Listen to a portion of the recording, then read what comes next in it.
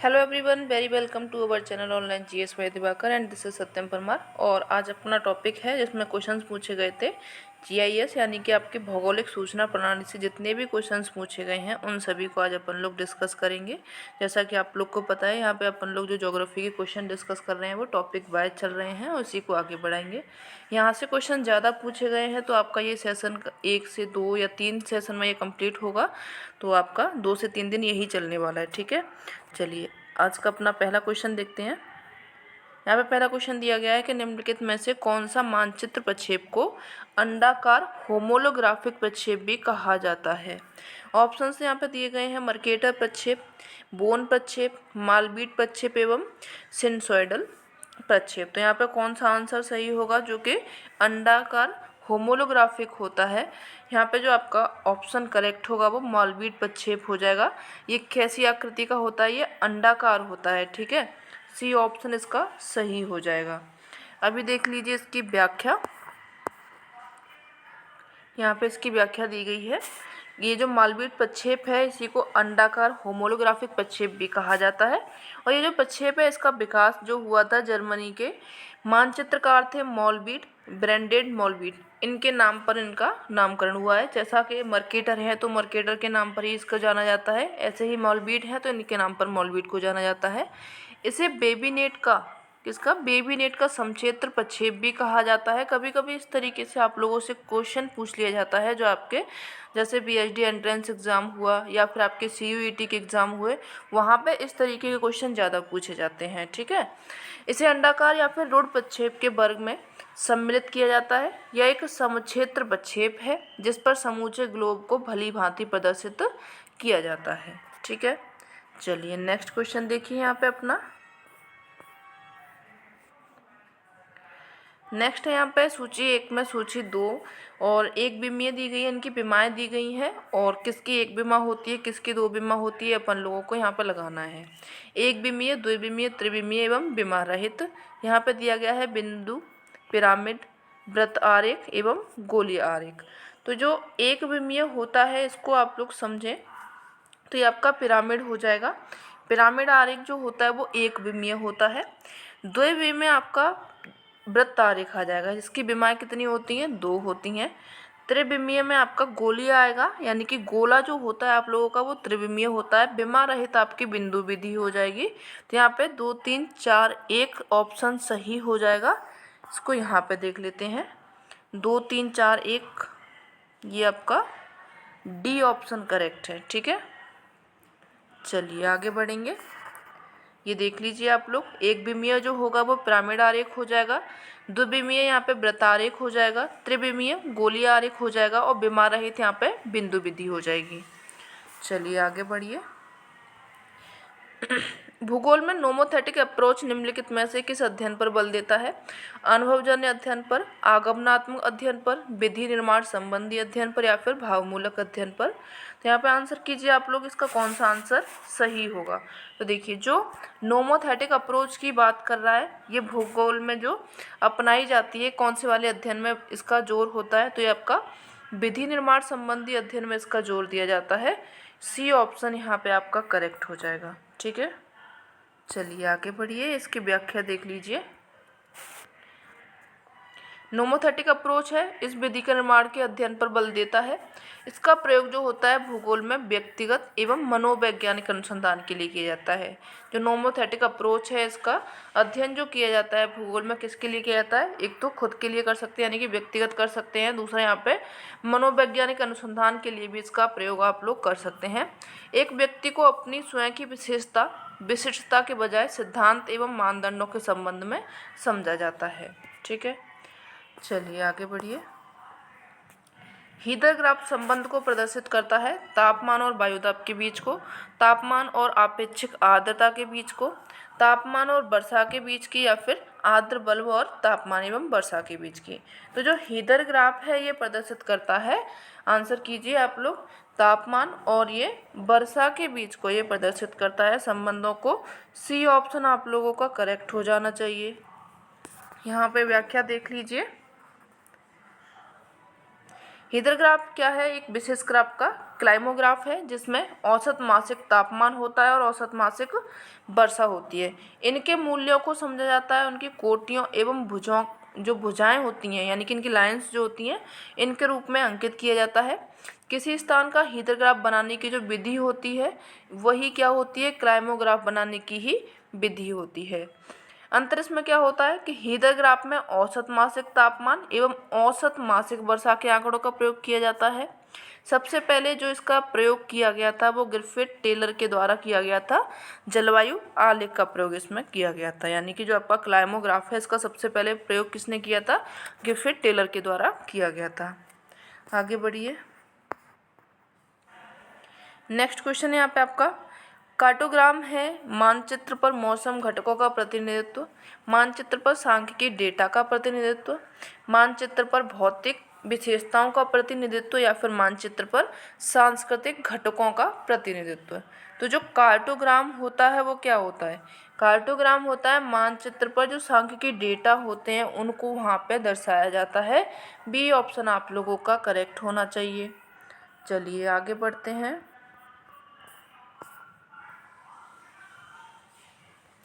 Karl we मालवीड एक cartographer हैं, कहाँ के हैं, स्पेनिश के हैं, फ्रेंच के हैं, जर्मन के हैं या फिर डच के हैं। ये क्वेश्चन अभी आप लोगों ने सॉल्व किया हुआ है। कहाँ के हैं ये, मालवीड जर्मन के हैं। ठीक है, सी ऑप्शन आपका करेक्ट हो जाएगा। पीजीटी में क्वेश्चन पूछा गया है आपका 2018 में। नेक्स्ट क्वेश्चन देखिए यहाँ पे, जीआईएस में निम्नलिखित में से कौन सा आंकड़ा आरूप फॉर्मेट उपग्रह से प्राप्त तस्वीरों के संगत होता है। सीएडी आंकड़ा है, आपके डीएलजी आंकड़ा आरूप है, वेक्टर डाटा है या फिर आपका राष्ट्र आंकड़ा है। कौन सा होगा यहाँ पे जो कि जीआईएस में यूज़ किया जाता है, तो वो देखिए यहाँ पे आपका डी ऑप्शन करेक्ट हो जाएगा। जीआईएस में जो यूज़ किया जाता है फॉर्मेट उपग्रह से प्राप्त तस्वीरों के संगत होता है वो आपका राष्ट्र डेटा होता है। डी ऑप्शन आपका करेक्ट हो जाएगा। यहाँ पर राष्ट्र डेटा की कुछ विधियाँ दी गई हैं, देख लीजिए क्या क्या होता है राष्ट्र डेटा में, इसको याद कर लीजिए। जो जीआईएस होता है इसमें राष्ट्र डेटा जो डेटा होता है आंकड़ा आरूप उपग्रह से प्राप्त तस्वीरों के संगत होता है। राष्ट्र विधि में संग्रहण होता है तथा प्रतिबिंब प्रक्रिया के लिए अत्यधिक कंप्यूटर स्पेस एवं स्मृति की आवश्यकता होती है, यानी कि कंप्यूटर होना चाहिए, स्पेस होना चाहिए, उसमें मेमोरी भी होनी चाहिए। राष्ट्र विधि में सुदूर संवेदन आंकड़ों के साथ में मानचित्र आंकड़ों का एकत्रीकरण होना चाहिए और वहाँ पे प्रतिस्थापन वो करना आसान होता है, यानी कि मानचित्र को इकट्ठा कर सकते हैं। उसमें जब मानचित्र बनाएंगे राष्ट्र डाटा विधि से तो उसमें आंकड़े जो होते हैं, डेटा होता है, उसका एकत्रीकरण यानी इकट्ठा करना उसका आसान होता है। जो राष्ट्र विधि होती है उसमें अनुरूपण करना सरल होता है।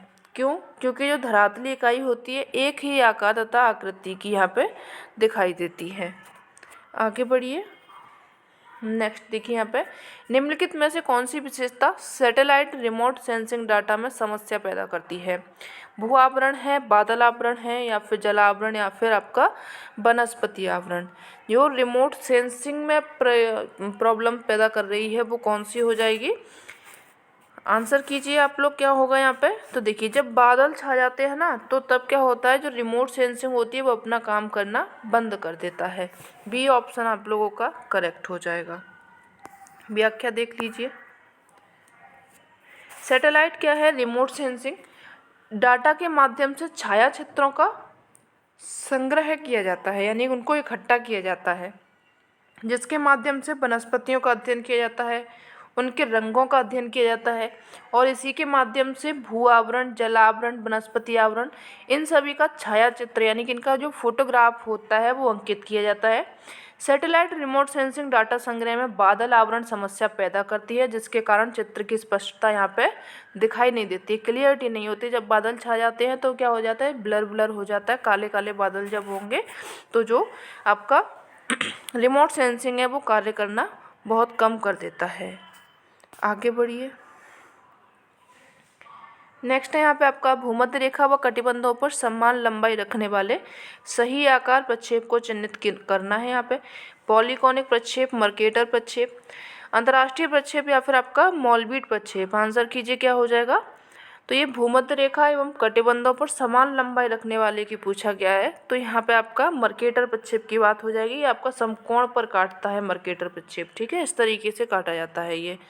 जिसकी अक्षांश और देशांतर रेखाएं क्या होती हैं, बराबर होती हैं। इसको देख लीजिए। भूमध्य रेखा एवं कटिबंधों पर समान लंबाई रखने वाले सही आकार प्रक्षेप के रूप में मर्केटर प्रक्षेप जो है वो चिन्हित किया जा सकता है।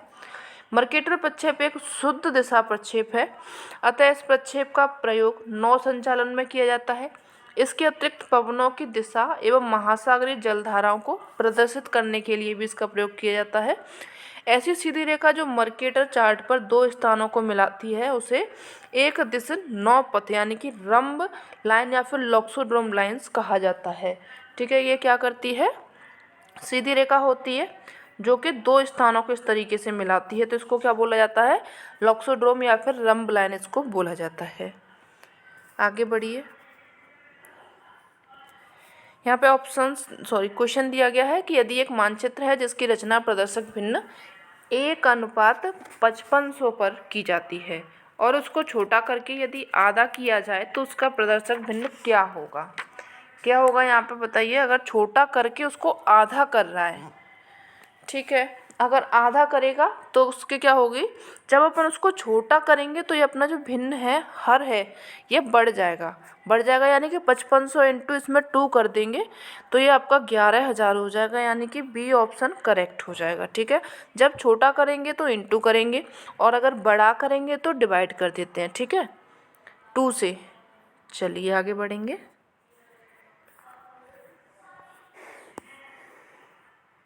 नेक्स्ट है यहाँ पे, किसी क्षेत्र के मानचित्र पर जिसका मापक 1:40,000 है, दो स्थानों के बीच की दूरी 4 सेंटीमीटर है, उसी क्षेत्र के हवाई छाया चित्र पर उन्हीं दोनों स्थानों के बीच की दूरी 10 सेंटीमीटर है, तो जो हवाई छाया चित्र है उसका मापक क्या होगा। 40,000 यहाँ पे दी गई है ये दूरी, और दूसरे स्थान की यहाँ पे आपको बीच के स्थानों की दूरी 4 सेंटीमीटर दी गई है। उसी क्षेत्र के हवाई छाया चित्र पर उन्हीं दोनों स्थानों के बीच की दूरी 10 सेंटीमीटर है। तो हवाई छाया चित्र का मापक यहाँ पे पूछा गया है, तो जो छाया चित्र का मापक होगा 4 सेंटीमीटर दिया गया है यहाँ पे और ये 40 दिया गया है, तो यानी कि इसको अपन लोग को डिवाइड करना है 4 से, तो ये जाएगा आपका 1 बराबर आपका 4 हो जाएगा, तो 4 बराबर यहाँ पे कितना होना चाहिए, 16 होना चाहिए। ठीक है, तो यहाँ पे आपका जो ऑप्शन सही होगा वो ए हो जाएगा,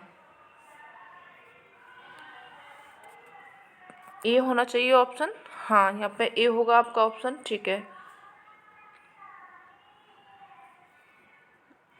1,06,000, ठीक है, सॉरी यहाँ पे 16,000।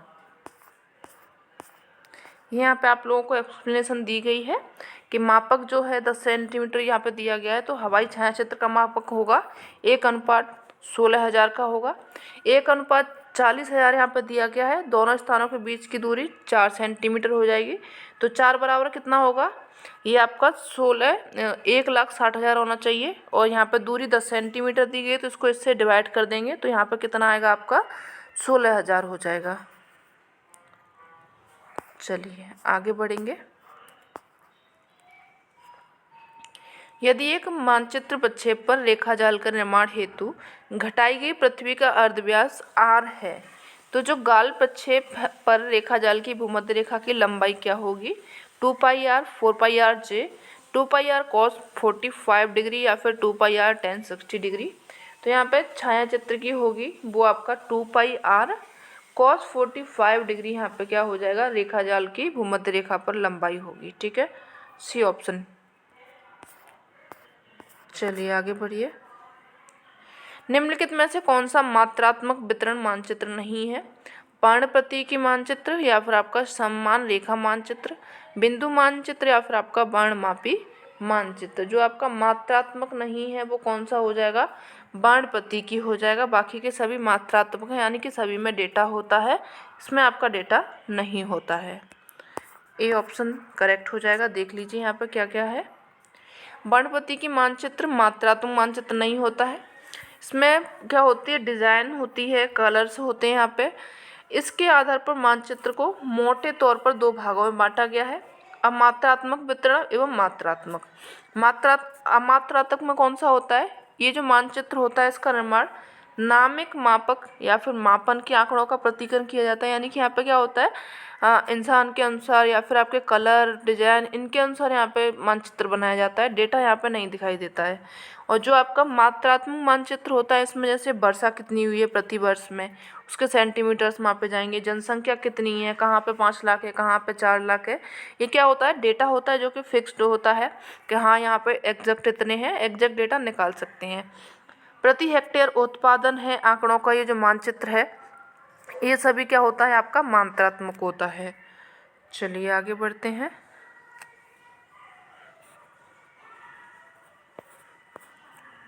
नेक्स्ट है यहाँ पे आपका एक स्थलाकृति मानचित्र अथवा भूपत्रक जिसकी संख्या 63 N है, नॉर्थ में है, और इसमें लक्ष्य के बीच की दूरी 4 सेंटीमीटर है। तो उन दोनों बिंदुओं के मध्य स्थल पर वास्तविक दूरी क्या होगी। 63 डिग्री नॉर्थ की यहाँ पे पूछा गया है। 4 किलोमीटर, 5 किलोमीटर, 20 किलोमीटर या फिर आपका 10 किलोमीटर।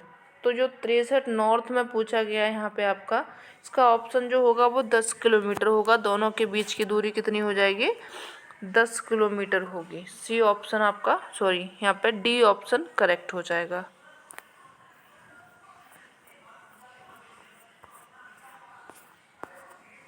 चलिए नेक्स्ट क्वेश्चन देखिए यहाँ पे। जनसंख्या वितरण प्रदर्शित करने हेतु सर्वोत्तम विधि है पृथक छायांकन बिंदु, कोरोप्लेथ या फिर आइसोप्लेथ। जनसंख्या के वितरण के लिए सबसे जो बढ़िया विधि मानी जाती है वो होती है आप लोगों की बिंदु विधि। बी ऑप्शन आपका करेक्ट हो जाएगा, जिसको डॉट मेथड भी बोला जाता है। देख लीजिए इसका व्याख्या। कोरोप्लेथ मैप का जो उपयोग किया जाता है जनसंख्या घनत्व को प्रदर्शित करने में किया जाता है। प्रथम छायांकन से जनसंख्या की अवस्थिति प्राप्त की जाती है। आइसोप्लेथ समताप रेखा की तरह ही होता है और इससे परसेंटेज एवं अनुपात दिखाया जाता है। ये आपका आइसोप्लेथ से दिखाया जाता है। बिंदु मानचित्र यानी कि डॉट मैप से कोरोप्लेथ या फिर आइसोप्लेथ में भी बदला जा सकता है, किंतु जो कोरोप्लेथ है तथा आइसोप्लेथ है इससे बिंदु मानचित्र नहीं बन सकता है। तो ये आप लोग थोड़ा सा नोट करके चलिए। जो आपका कोरोप्लेथ है और आइसोप्लेथ है इसको तो इसमें बिंदु विधि को बदला जा सकता है कोरोप्लेथ एवं आइसोप्लेथ में, लेकिन इसको फिर से बदल नहीं सकते अपन लोग बिंदु विधि में। बिंदु मानचित्र द्वारा एक बिंदु पर निर्धारित जनसंख्या के आसानी से कहीं भी दर्शाया जा सकता है। जैसे क्या होता है कि जैसे एक डॉट हमने दर्शाया कि ये हमारा एक डॉट है ये, तो ये एक डॉट बराबर हमने 5 लाख जनसंख्या मान ली, 4 लाख मान ली, 1 लाख मान ली, 5,000 मान ली। ये इस तरीके से यहाँ पे जनसंख्या को प्रदर्शित किया जाता है। आगे बढ़िए। केंद्रक ध्रुवीय खमध्य प्रक्षेप में प्रकाश का स्रोत कहाँ रखा जाता है। ग्लोब के केंद्र पर, ग्लोब की परिधि पर, अनंत पर या फिर उपरोक्त में से कोई नहीं। तो जो केंद्रक ध्रुवीय खमध्य प्रक्षेप है इसमें जो प्रकाश का स्रोत होता है वो कहाँ पर रखा जाता है, आपका ग्लोब के केंद्र में रखा जाता है। ए ऑप्शन करेक्ट हो जाएगा। देख लीजिए इसकी व्याख्या।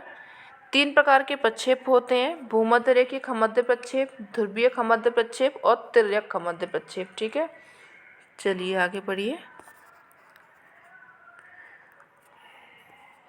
एक ग्राफ जिस पर किसी प्रकार के एक वर्ष के सभी महीनों के आर्द्रबल्ब, तापमान और सापेक्षिक आपेक्षिक आर्द्रता के मध्य संबंध को दर्शाता है उसे कहते हैं क्या। अर्गोग्राफ, हीदरग्राफ, क्लाइमेटोग्राफ या फिर आपका क्लाइमोग्राफ। तो बताइए इसको क्या बोलते हैं।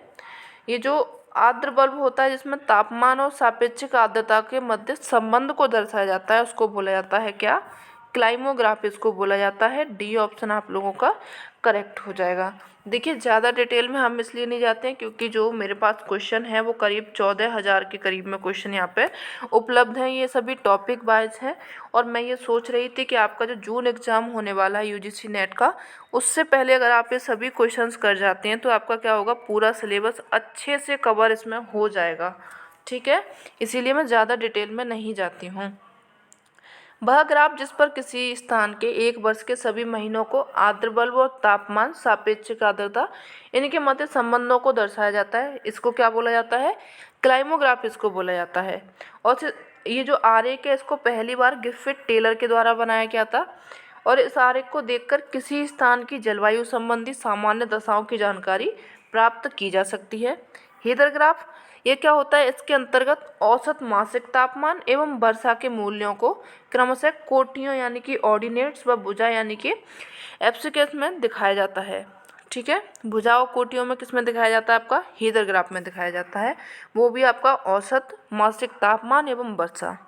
ठीक है, चलिए नेक्स्ट देखिए यहाँ पे, वितरण में असमानता प्रदर्शित करने के लिए निम्नलिखित में से कौन एक सर्वाधिक उपयुक्त होता है, लॉरेंज कर्व, दंडारेख या फिर आपका चक्रारेख, समान रेखा। ये बात कर रहा है असमानता को प्रदर्शित करने की, तो ये आपका कौन सा होता है, लॉरेंज कर्व होता है। ए ऑप्शन आपका करेक्ट हो जाएगा। यहाँ पे देख लीजिए लॉरेंज के बारे में भी, लॉरेंज वक्र है विक्षेपण मापने की एक ग्राफिक विधि है। इसका प्रयोग धन, आय एवं लाभ आदि की असमानता के लिए किया जाता है।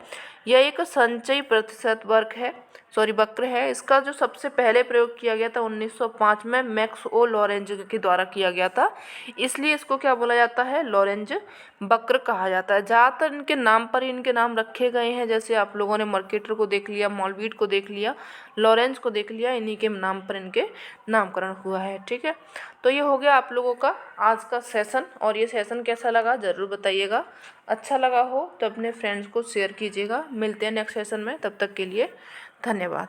और आप लोग एक बात और बताइए कि आप जो क्वेश्चंस करना चाह रहे हैं ये वाले, वो पर डे अगर आपको मैं 50 से 100 के बीच में क्वेश्चन कवर कराऊं तो सेशन थोड़ा लंबा होगा। अगर आप इसमें सहमत हो तो यस लिख लीजिए, तो हम आपको क्या करेंगे 50 से 100 के बीच में क्वेश्चन कराते जाएंगे, तो क्या होगा आपका जून तक ये वाले क्वेश्चंस कंप्लीट हो जाने चाहिए। चलिए मिलते हैं नेक्स्ट सेशन में, तब तक के लिए धन्यवाद। Thanks for watching.